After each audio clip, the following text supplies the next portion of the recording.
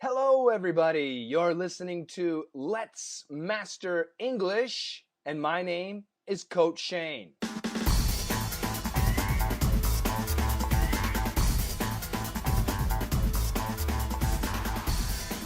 This is our first podcast of Let's Master English, and it's also my first podcast ever in the world, so I am a bit nervous. Let me tell you about Let's Master English. This podcast is broken into 3 parts. The first part will be news. I'll give you a headline or an interesting story, something that is not too serious, and you're going to learn some vocabulary, some pronunciation, and hopefully improve your listening skills. The next section will be Q&A, questions and answers. In this section, I take your questions, and I already have a lot of them, and I'll do my best to answer them. And the final section will be English tips, advice on how you can study English. According to the title of the podcast, I would guess that your goal is to master English. So, let's master English. Oh, and there will be one bonus section. A lot of people have told me that they like the Wisconsin or the Country Shane speaking style, so Country Shane will join us in the middle to educate us, to give us an interesting fact, and you can share that fact with your friends. I believe Country Shane is getting his facts from the Factual Cat, and you can follow the Factual Cat on Twitter at Factual Cat. Now, in the future, I should add, I hope to add interviews. What I want to do is interview other famous English teachers, especially out there on YouTube, and maybe I'll interview some of you too. So that's what Let's Master English is going to be about. I would love to hear from you. If you have a question or if you have a comment, please feel free to send me an email. The email address is podcast, P-O-D-C-A-S-T, at letsmasterenglish.com. That's podcast at letsmasterenglish.com. So, are you ready? Let's go for it.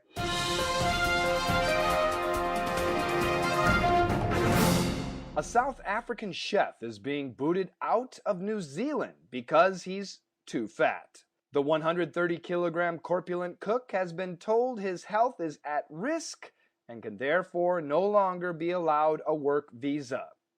With nearly 30% of the Kiwis overweight, the last thing Christchurch wants to deal with is overly fleshy foreigners. So how was it? Pretty easy? No, I know, it's quite difficult. I read it fast. There are some new words for you. So this time, why don't I read it a little bit more slowly? That should be easier for you. Let's try it. A South African chef is being booted out of New Zealand because he's too fat. The 130-kilogram corpulent cook has been told his health is at risk and can therefore no longer be allowed a work visa. With nearly 30% of the Kiwis overweight, the last thing Christchurch wants to deal with is overly fleshy foreigners. Was that a bit easier? I hope so. But there are some words that we need to discuss. So let's go back to the first sentence. A South African chef. Okay, so we know the country South Africa. And from that country there's a chef. C-H-E-F. A chef is a cook. C-O-O-K. Now, my mom is a cook. Even I am a cook. Maybe you are a cook, but are we chefs? So we have to distinguish when we talk about the profession. Chefs are professional cooks. Now, sometimes we call a person at a restaurant who cooks meals a cook and not a chef. So when we say chef, we're actually referring to somebody with very specific training. They went to school to learn culinary arts. That is, the art of cooking. Now, if you go to your high school cafeteria or to McDonald's, we don't call those people chefs.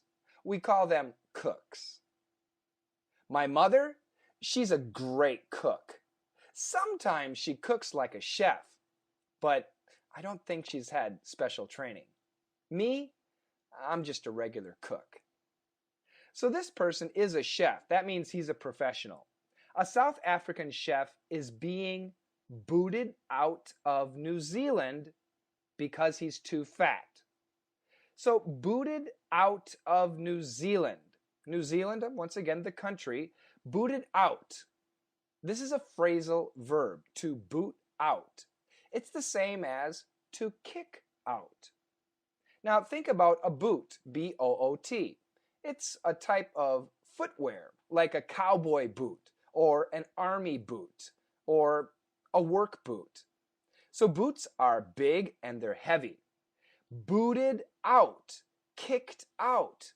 Oh, it makes perfect sense. So this is a new phrasal verb for many of you, to boot somebody out. Have you ever been booted out of someplace? One time in high school, I was booted out of history class. Why? Because I was causing problems. Can you think of an example when you were booted out? So once again, this is terrible. A South African chef is being booted out of New Zealand because he's too fat. The 130 kilogram corpulent cook. Okay, 130 kilograms, yes, that's very big. Corpulent, C-O-R-P-U-L-A-N-T. Corpulent. One more time. C-O-R-P-U-L-A-N-T. Corpulent. Corpulent means fat. It's a synonym for the word fat. It means very big, very large, roly-poly, tubby. The 130 kilogram corpulent cook. So here we have an interesting speech pattern. We have kilogram, corpulent, cook. We have k-k-k. This is called alliteration. And in many news stories, the writers like to create alliteration because it sounds interesting and it's actually easier to remember and to understand. The 130 kilogram corpulent cook has been told, what was he told? His health is at risk. Ah, yes. If you are overweight, if you are obese, then yes, your health is at risk. You might get a disease like diabetes. You might have heart problems. So this is very serious, being overweight. So the 130 kilogram corpulent cook has been told his health is at risk and can therefore no longer be allowed a work visa. Okay, so for several years, he has had a work visa, and he's been a chef in New Zealand. But this year, when he went to renew his visa, they said, no, we're sorry, you are too fat. Now, actually, they didn't tell him he was too fat. The word fat is a rude word. I'm sure they said, you are overweight, or perhaps they said, you are obese. So, is that a good reason to not give somebody a work visa? Well, it might be, because if he's working in the country and he develops a disease like diabetes, then he needs help and he needs insurance. And I believe in New Zealand, the government helps pay the medical bills. So that means the government must pay for a foreigner's medical bills, and the government of New Zealand does not want to do that. So let's look at the next sentence. With nearly 30% of the Kiwis overweight. So nearly 30% of the Kiwis are overweight. But I didn't say are overweight. I started with.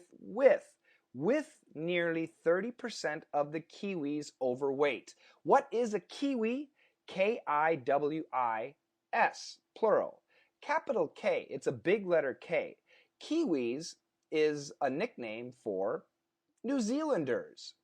People from New Zealand are sometimes called Kiwis. Nearly 30% of the Kiwis are overweight. Oh my goodness, this is a very bad situation for the country. With nearly 30% of the Kiwis overweight, the last thing Christchurch wants to deal with is overly fleshy foreigners. The last thing Christchurch wants to deal with. Christchurch, what is that? That's the capital of New Zealand. So when we say Christchurch, we're referring to the capital, the government. If we're talking about the United States, we could say Washington or Washington, D.C. If we're talking about Russia, we could say Moscow. So when we say Moscow does not want to talk to Washington, that refers to the government. And in this case, with nearly 30% of the Kiwis overweight, the last thing Christchurch wants to deal with, the last thing the New Zealand government wants to handle, wants to take care of, is overly fleshy foreigners. Once again, we have alliteration. Overly fleshy foreigners. Overly, O-V-E-R-L-Y, fleshy, F-L-E-S-H-Y, foreigners. So we have a VFF, overly fleshy foreigners. So overly fleshy foreigners, no problem. People from another country.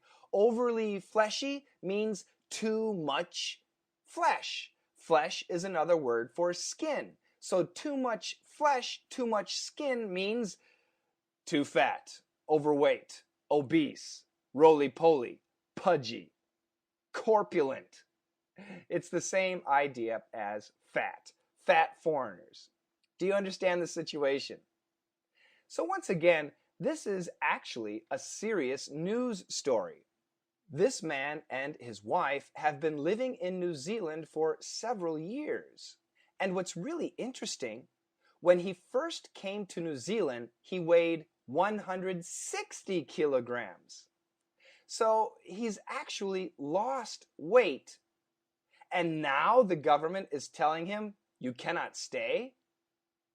What do you think? Is that fair or unfair? I don't know. It is unhealthy. However, he has been losing weight. In fact, he weighs less now than when he first came to the country. So shouldn't the country take that into consideration? Well, the wife and husband are, of course, arguing this to the New Zealand government, so I don't know what will happen. But I do hope he gets the chance to stay. There must be a reason he and his wife left South Africa to move to New Zealand. It must be a very good reason. So good luck to him. And especially, I hope that he's able to lose more weight. This is the first time I've ever heard of somebody's visa being turned down because of being overweight. So if you're thinking about immigrating to another country, you might want to get yourself in good physical shape. Now, I'm going to read this story 2 more times. The first time will be a little bit slow, and I hope that you understand it perfectly. The second time is going to be really fast. Are you ready? A South African chef is being booted out of New Zealand because he's too fat. The 130-kilogram corpulent cook has been told his health is at risk and can therefore no longer be allowed a work visa. With nearly 30% of the Kiwis overweight, the last thing Christchurch wants to deal with is overly fleshy foreigners. A South African chef is being booted out of New Zealand because he's too fat. The 130-kilogram corpulent cook has been told his health is at risk and can therefore no longer be allowed a work visa. With nearly 30% of the Kiwis overweight, the last thing Christchurch wants to deal with is overly fleshy foreigners.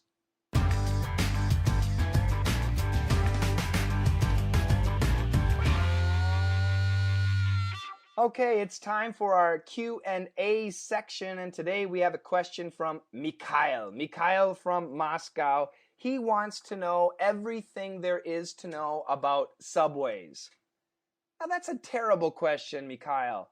How am I supposed to answer this question? Well, I decided I'll talk about vocabulary. Now, actually, I've only been on one subway in America, and that was in San Francisco. And the San Francisco subway system is called BART, B-A-R-T. And that stands for Bay Area Rapid Transport. It's transport or transportation? I'm not sure. Anyway, BART. Now, I do live in Seoul, South Korea. Well, near Seoul. And in Korea, some of the subway lines are called SMART. Seoul Metropolitan Area Rapid Transport. So each city will have a different name for its subway system. London has a different name. New York has a different name. Chicago has a different name. So depending on the city you go to, some of the vocabulary might be a little bit different. So make sure you do some good research. Of course, when you go to the subway station, you need to have a ticket. In San Francisco, they have the BART card. That's a card that looks like a credit card, but in the card you have money. You can charge the card by putting money into the card, $10, $20.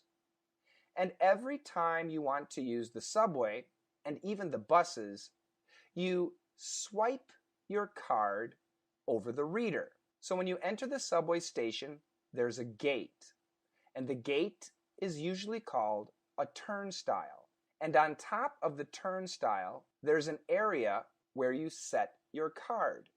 And you just put it there for a second and take it away, and the subway fee is automatically deducted from your card. If you don't have enough money, then you need to go to a machine. It looks like a vending machine, and it will charge your card, just like charging the battery on your phone. So you put your card in the machine, and then you add $10 or $20, and your card is good to go. In every city, the name of the card is different. I think in London, it's called an Oyster card. Why an oyster? I don't know. Also in London, when they talk about the subway, they have two words, underground and tube. So the tube is actually the subway. In America, we just say subway. We get on the subway and we get off the subway. Sometimes we need to transfer trains or transfer subways. So we start on one train and then we transfer to another train. Transfer stations can be very confusing. In New York City, several different trains will go to the same station, to the same track. So you really have to pay attention to the front of the train where they have the final destination printed. In some cities, the trains, or subways, are named by colors. The blue line, the green line, the orange line. In some cities, they're named by the final destination, which can be a location and it can be a street name. For example, in New York City, the Lexington line. I highly recommend that you go to the city's subway site online to get the best information. But it's not that complicated. It's actually very easy, and I hope I've answered some of your questions.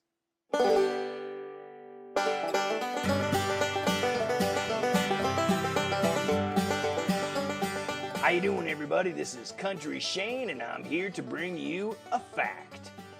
A strawberry is not an actual berry, but a banana is. This has been Country Shane, bringing you the facts.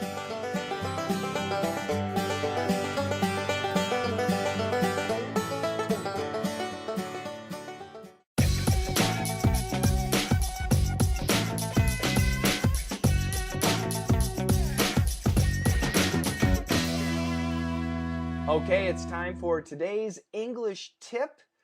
And oh, come on, this is a podcast, and this is all about listening.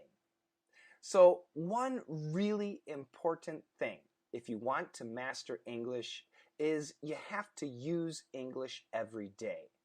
Now I know sometimes it's very difficult to speak English. Maybe there are no foreigners around you. Maybe your family doesn't want to speak English with you. Maybe you're all alone. Well, even if you're alone, I want you to repeat after me.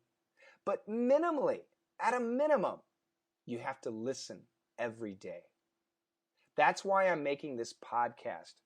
This is one tool you can use to listen to English. Now, you can sit at your desk and listen. But the nice thing about a podcast is you can wash dishes and listen. You can be driving and listen. You can be exercising. You can be doing anything and listen. Even at the office. Turn the volume down low and listen. Podcasts are a great tool to keep you in practice. Now, only by listening, you will never master English. But by improving your listening skills, you will improve your confidence, and it will have an effect on your pronunciation. So once again, the tip of the day is to listen. Listen to English as much as possible. It can be my podcast. It can be other podcasts. It can be pop songs. If you're a Justin Bieber fan, listen to Bieber. If you're a Queen fan, listen to Queen. Whatever the music is that you like, listen to it in English. Listen to the news. CNN is pretty difficult, but things like NPR, that's National Public Radio, that's not too bad. There are many talk shows and radio stations that you can find online too. Of course, it's going to be really difficult to understand everything, but once again, use it as background noise. Create an environment of English around you. Now, if you're not exercising, if you don't clean your room, if you're not a dishwasher, this is an excellent excuse to start. Start exercising, just walking. Start cleaning your room. Start doing the dishes. And while you do it, it will be your personal time to listen to English. Listening to a podcast, listening to the news, listening to a radio station. All of these are available online. If you have a smartphone, that's the easiest way. But the nice thing about podcasts is you can download them directly to your phone, and this podcast will be yours forever. Well, I'm sure eventually you will delete it.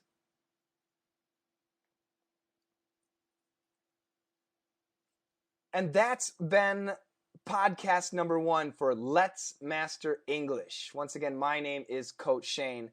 I hope you enjoyed the podcast. I'm very curious as to whether you liked it. I would like your criticism, your compliments, and I would also like to tell you there will be a transcript. Everything I said, you can read it. And I will put this on my website. And my website is not ready yet. So hopefully, I don't know, by podcast 3 or podcast 4, the website will be up and running. And then you can go back to podcast number 1 and find the transcript there. So podcast 3, podcast 4, you have to listen to that, and then I'll give you the website address, and you can find the transcripts. Thank you very much, everybody. I hope you enjoyed the podcast, and that's it. And let's master English.